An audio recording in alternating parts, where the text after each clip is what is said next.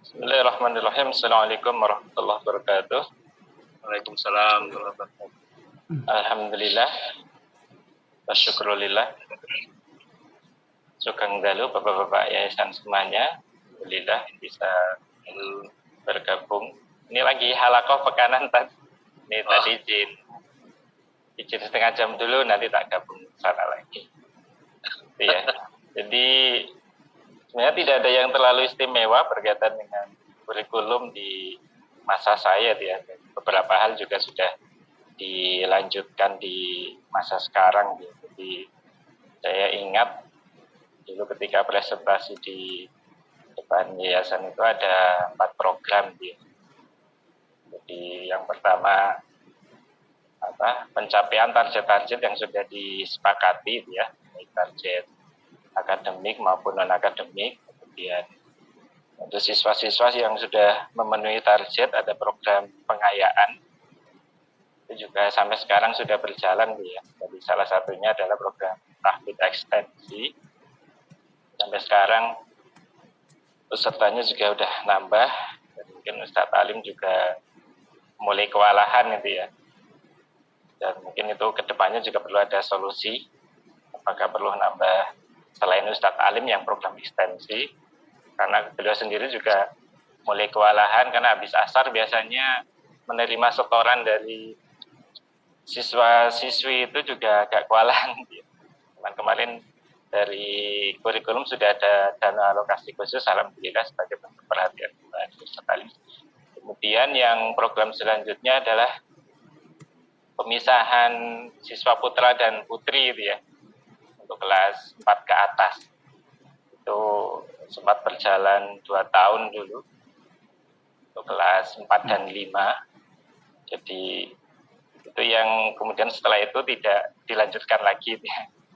Dan karena bukan wilayah saya lagi, jadi saya serahkan ke forum guru dulu.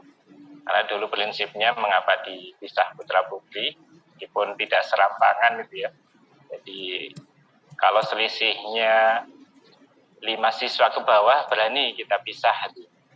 Tapi sekarang kan problemnya ke depannya kan paralel 3 itu juga berat itu ya. Kalau mau pemisahan ya sejak kelas 1. Tapi tidak terlalu, tetapi mulai dirasakan ya sekarang. Jadi ketika digabung mulai kelas 4, 5, 6 itu putra putri ya seringkali tidak produktif gitu ya. Ya apalagi sudah ada yang menstruasi, sudah ada yang kecenderungan ke lawan jenis ya. Mungkin kedepannya tetap harus dipikirkan bahwa idealnya tetap kelas atas itu ya dipisah putra. Kemudian satu lagi saya lupa, ada 4, satu lagi apa saya lupa. Itu ya beberapa hal. Oh ya, yang terakhir itu pengoptimalan peran fungsi asatid gitu ya. Jadi dulu saya masih ingat mencontohkan Ustadz Alim yang habis 30 juz tapi belum dioptimalkan fungsinya ya, baik oleh lembaga maupun oleh yayasan, harusnya memang diamanai khusus. Dan alhamdulillah sekarang sudah berjalan itu juga. Jadi praktis sudah dilanjutkan. Kemudian dulu ada program khusus untuk guru Quran gitu ya. Jadi ketika di masa saya mengawali pokoknya guru Quran tidak mengajar apapun gitu. Kemudian guru Quran ya khusus Quran itu sempat berjalan dan sampai sekarang. Cuman untuk sekarang ketambahan jadi wali kelas. Jadi guru Quran sekarang semua jadi wali kelas posisinya. Ustadz Alim ya wali kelas 5A, Ustadz Husain wali kelas 2B, kemudian Ustadz Saiful wali kelas 4A, 4B ya. Kemudian Ustadz Juli juga wali kelas. Kemudian cuman Ustazah Sri karena beliau adalah koordinator UKS, jadi tidak diamani wali kelas. Cuman ya logis saja memang untuk pemerataan tunjangan terutama, karena kalau hanya guru Quran, ya tunjangannya akhirnya jadi lebih rendah karena tidak punya posisi. Cuman kedepannya tetap harus difikirkan bagaimana guru Quran ya konsentrasi di Qurannya.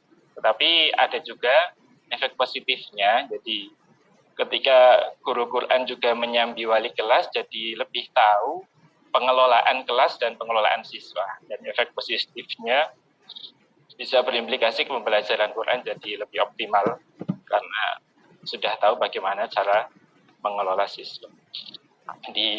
Insya Allah ya sampai sekarang sudah berjalan sesuai relnya ya, insya Allah sudah bertahap juga, dan kita juga sudah mulai mengawali serius pada pembelajaran Quran. Jadi di masa saya sebenarnya tidak ada yang istimewa, hanya 4 program itu, cuman yang tidak dilanjutkan yang pemisahan putra putri. Kalau yang lain insya Allah dilanjutkan semua, pengayaan, ya pencapaian target-target yang sudah disepakati, kemudian optimalisasi peran tiap asatid juga sudah berjalan sampai sekarang. Kemudian dulu yang baru juga ada rapot tahfidz ya. Jadi selama ini kan yang dulu sebelumnya itu kan, sebelum saya itu tahfidz itu hanya dicantumkan rapot terakhirnya. Jadi semester ini di rapot tertulis anak sudah mencapai Quran surat apa, ayat berapa. Nah, untuk kemudian kita evaluasi bareng-bareng. Jadi semua program itu hampir ya, kalau di Jabal Nur itu tetap harus dirapatkan semua ketika semua menyetujui, kemudian alasannya logis untuk perbaikan, kemudian baru eksekusi. Jadi dulu dieksekusi, kemudian ada rapot khusus tahfidz. Jadi diketahui tiap suratnya dari An-Nas sampai An-Naba itu anak punya nilainya. Oh, anak kurang di Quran surat ini, berarti harus diperhatikan besok lagi, ujian selanjutnya diperhatikan di surat ini. Itu kemudian di periode selanjutnya dikembangkan lagi. Itu sudah berakhir periode saya, itu belum ada rapot sholat pas periode saya.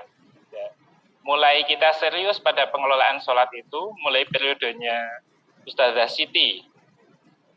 Jadi berawal dari ketika kita nguji praktek sholat kelas 6 itu, banyak bacaan dan gerakannya itu yang memprihatinkan, gitu ya, padahal sudah kelas 6. Akhirnya kita evaluasi, sekarang tiap ada ujian, baik PTS maupun semester, itu tiap anak itu diuji praktek sholatnya, baik bacaannya maupun gerakannya. Kemudian makanya muncul buku panduan sholat. Jadi standar mutu sholatnya sesuai dengan buku panduan yang sudah kita bagikan ke anak. Jadi kurang lebih hanya itu saja sebenarnya berkaitan dengan program pendidikan. Cuman yang lain adalah dulu hanya sekedar kalau kita serius gabung JSIT, kita harus sampai punya sertifikat. Alhamdulillah dulu kita sudah dapatkan sertifikatnya. Dan sekarang alhamdulillah sama Bu Susan juga dilanjutkan. Kemarin ada pembaruan sertifikat JSIT. Kita juga sudah di ACC dan sudah mendapatkan sertifikat baru juga JSIT. Itu berkaitan dengan beberapa hal. Cuman untuk kedepannya, kalau saran saya sih ya, karena kita berada di bawah dinas dan JSIT, kita harus serius di dua-duanya. Jadi di dinas insya Allah kita sudah clear lah, pelajaran umum dan sebagainya insya Allah sudah clear.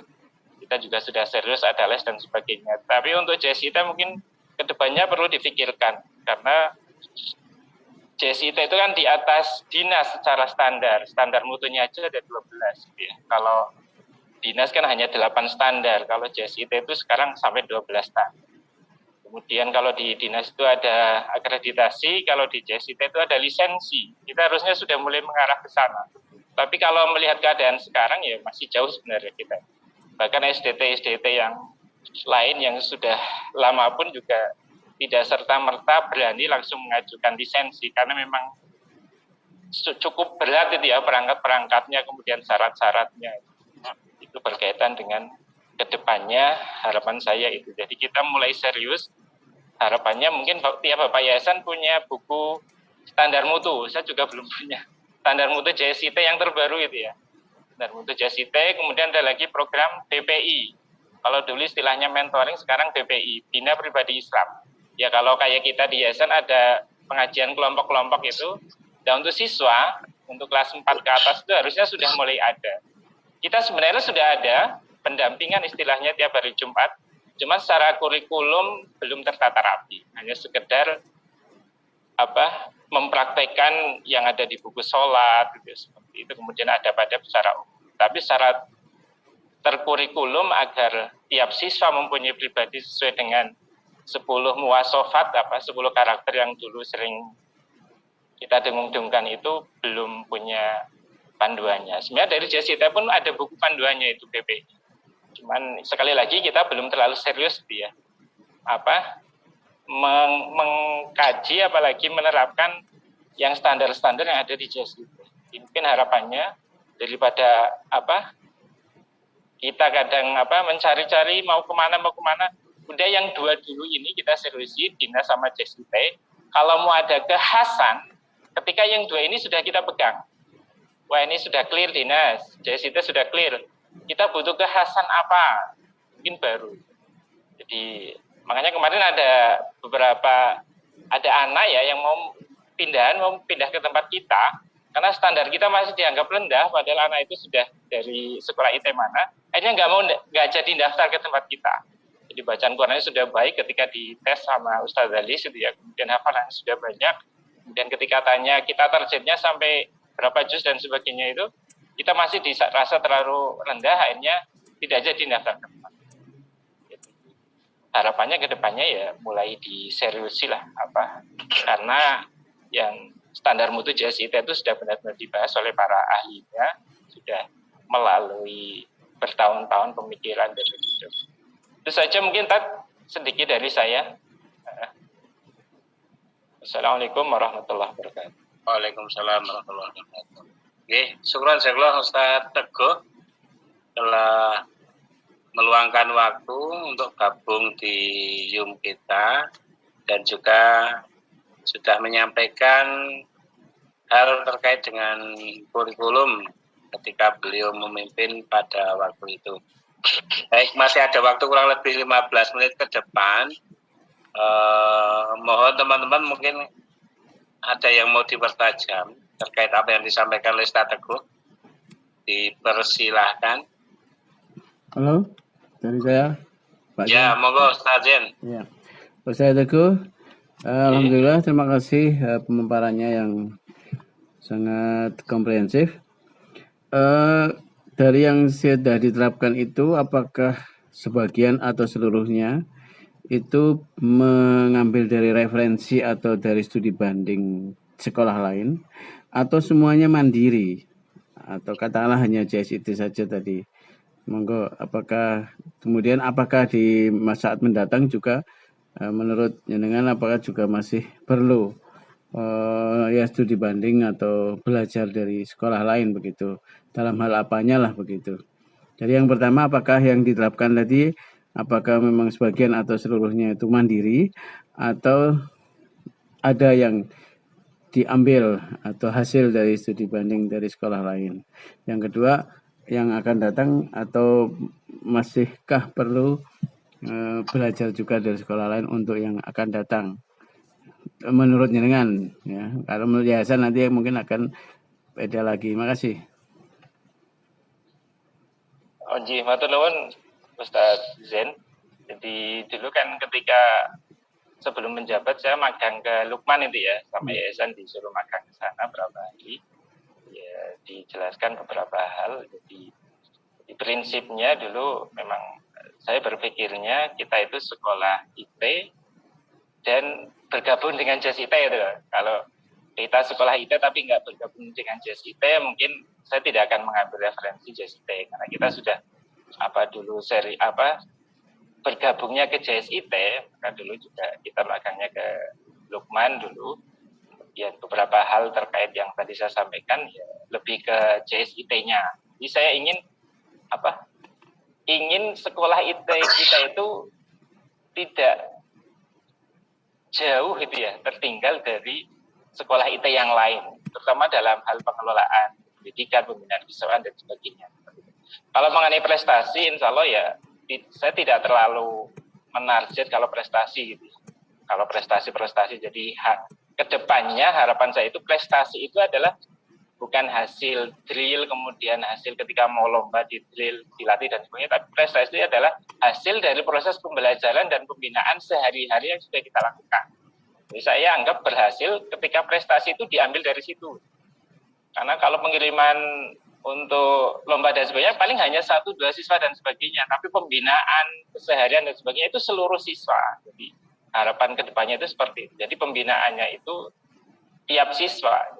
Makanya dulu ada istilah bahwa kadang-kadang prestasi itu dimunculkan untuk menutupi kekurangan pencapaian visi gitu ya. Dulu saya pernah mendengar ketika lupa dulu yang mengungkapkan siapa. Jadi kadang-kadang sekolah yang mentereng-tereng itu prestasinya banyak, tapi kadang-kadang visinya tidak jelas mau diarahkan kemana.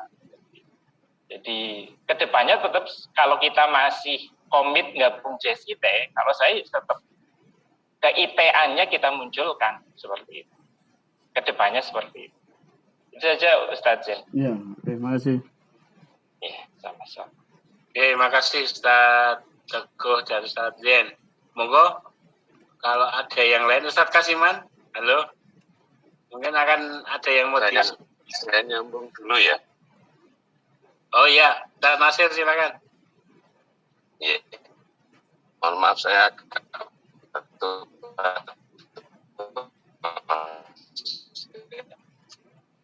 jadi terima kasih penjelasan dari Ustaz. Tadi saya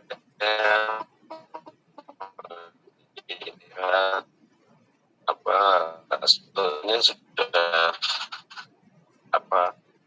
kurikulum SD kita sebenarnya sudah punya kejelasan.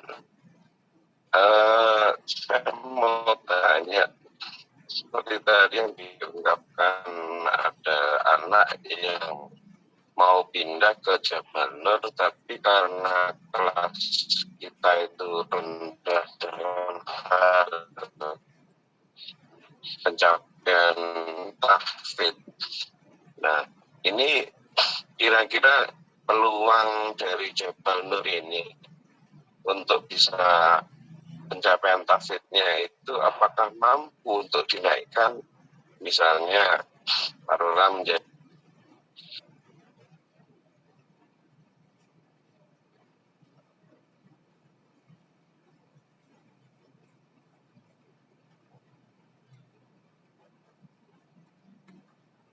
ini terlempar nih Ustadz Nasir. Tadi agak putus-putus juga. Tapi ada satu yang bisa kita nangkap bersama, mungkin tadi ya, mengenai tahfidz itu ya tadi ya. Betul. Jadi insya Allah ini sudah secara bertahap kita mulai naik tahfidznya dia. Dulu kan selesai juz 30 ketika lulus kelas 6. Ini sudah 2 tahun ini itu kelas 5 sudah selesai juz 30. Jadi kelas 6 tinggal nambah juz 29 Quran surat Al-Mursalam. Jadi pelan-pelan insya Allah kita sudah mulai menaikkan target gitu kan. Tapi memang tidak boleh kalau menurut saya juga tidak baik juga langsung pokoknya 2 juz, saya kira juga tidak baik karena secara SDM juga kita mungkin belum siap seperti itu. Kemudian apalagi sekarang kita sudah mulai mengawali UMI. Jadi UMI itu sebenarnya kalau normal sesuai dengan yang di buku petunjuk UMI itu kelas 6 pun ya cuman sampai juz 30 nambah 1 atau 2 surat di juz 29. Tetapi gambaran saya mengampu UMI kelas 1 itu ya. Jadi UMI kelas 1 yang harusnya targetnya baru sampai At-Takasur, kita sudah sampai Azalzalah. Jadi kalau melihat itu kok saya optimis nanti ke depannya insya Allah lambat laun tetap bisa kita naikkan lah. Jadi minimal 2 juz gitu ya untuk SD sesuai dengan standar JSIP. Betul. Oke, terima kasih Ustadz Teguh sama Ustadz Nasir. Monggo kita lanjut Ustadz Kasiman. Ustadz, silakan.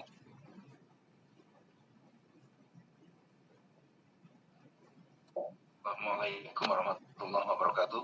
Waalaikumsalam warahmatullahi wabarakatuh.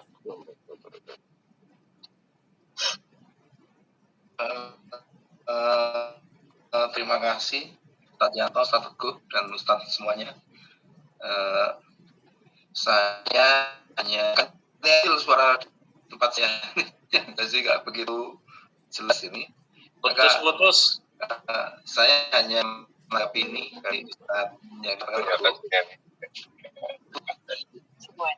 kita itu memang setengah-setengah masuk CSID, maka dari itu ini harus kita tingkatkan sehingga masuknya ke CSID itu kita ya total mestinya. Maka harus segera dimulai untuk bagaimana berkomunikasi bekerjasama dengan CSID supaya kita lebih berkelas. Karena kalau sudah menyangkut kurikulum ini, kalau kita membuat ya memang ya kurang siap kali ya kira. Karena CSID sudah membuat kurikulum ya sedemikian rupa sehingga sudah cukup lah sebagai standar sebuah standar kurikulumnya, standar tingkat panahnya dalam bidang kurikulum ini saya kira lebih baik kita itu ikut saja mengikuti CSID saya kira. Intinya itu Ustaz, nanti kita tindak lanjuti, kita harus komunikasi yayasan ini ke CSID dengan segera. Saya kira itu aja. Assalamualaikum warahmatullahi wabarakatuh. Waalaikumsalam. Waalaikumsalam warahmatullahi wabarakatuh. Baik, makasih Ustaz Kasiman ya, mempertegas apa yang disampaikan Ustaz Teguh tadi. Mungkin Ustaz Teguh mau ada penjelasan lagi?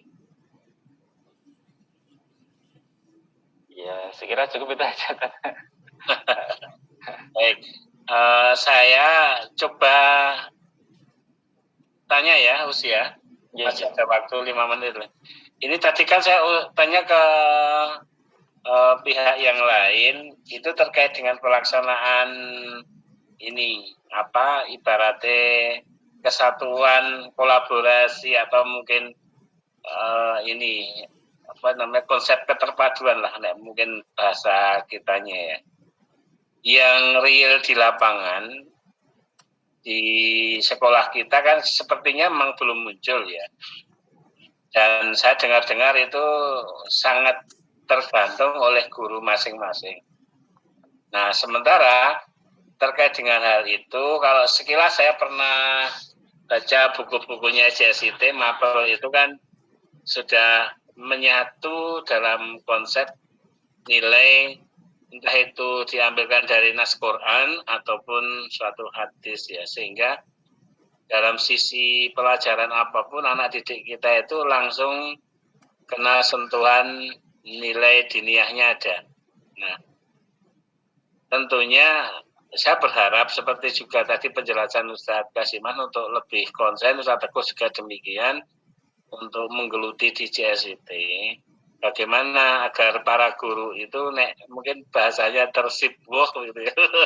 Tersibuh dengan nilai-nilai keislaman itu pada dataran di semua lini, termasuk di dalamnya adalah ketika memberikan pembelajaran ke anak-anak, hatta meskipun bukan materi pelajaran dinia, entah itu matematik, bahasa, ya, kemudian IPS, IPAS lah sekarang namanya, atau apa gitu, tapi memang nuansa dinianya itu cukup kental lah, seperti itu.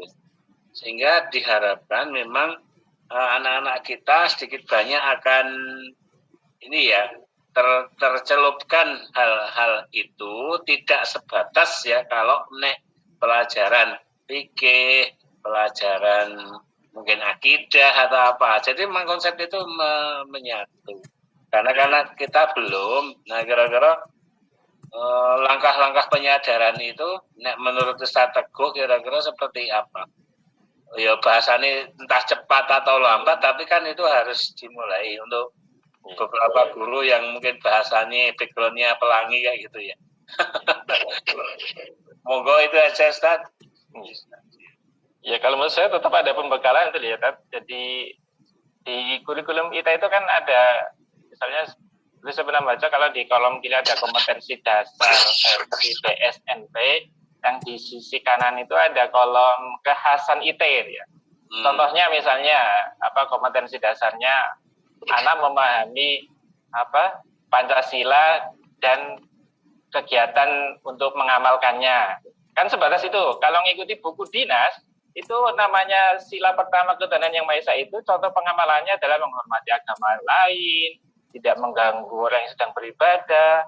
Esanya itu nggak muncul sama sekali. Untuk di kekhasan IT di kolom kanan itu dijelaskan itu harus dijelaskan sebagai seorang harus diinkludkan dengan agama Islam bahwa sila satu ketuhanan Maha Esa itu ketauhidan, kemanusiaan yang adil dan beradab itu adalah keadilan, al-adalah, kemudian persatuan Indonesia adalah persatuan, kemudian musyawarah itu prinsip syura dalam agama Islam. Jadi saya pernah baca buku itu, di situ sudah dimasukkan, jadi guru sebenarnya ya tinggal menggabungkan saja. Oh, kalau saya membelajarkan Pancasila harus diinkludkan ini biar integral, gitu. Biar tidak seolah-olah kok kayaknya jauh banget belajar sila pertama kok larinya hanya ke toleransi. Gitu. Itu hanya contoh sederhana. Jadi intinya guru punya pembekalan lah.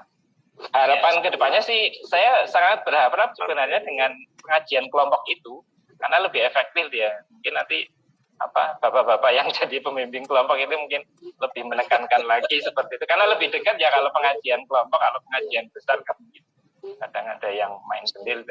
Itu saja mungkin contoh sederhana saja. Syukur Ustaz.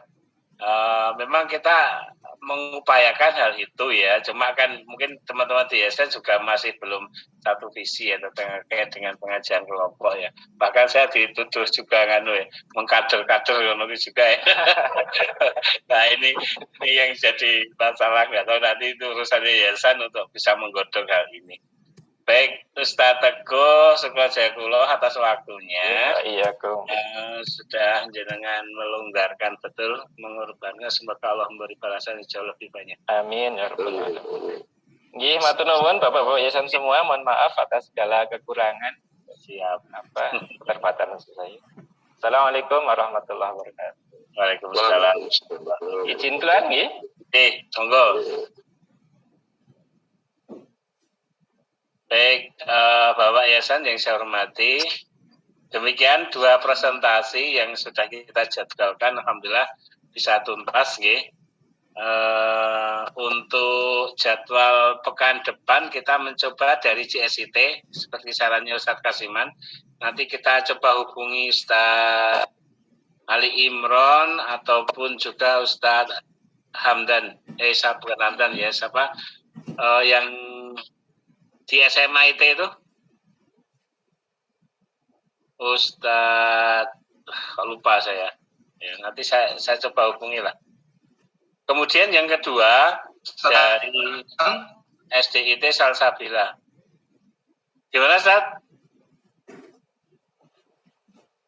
Halo, gimana Ustadz Kasman? Gimana? Tadi bicara apa? Lancar ya? Ya. Iya, Ustadz Harman. Semoga beliau nanti bisa, karena beliau lebih banyak pengalaman ya. Baik Ustadz Harman, nanti kita coba hubungi. Semoga nanti malam Kamis akan datang bisa bergabung dengan kita. Kemudian yang kedua, nanti dari Salsabila, SDIT Salsabila itu yang berada di Pendowo Harjo. Pendowo Harjo yang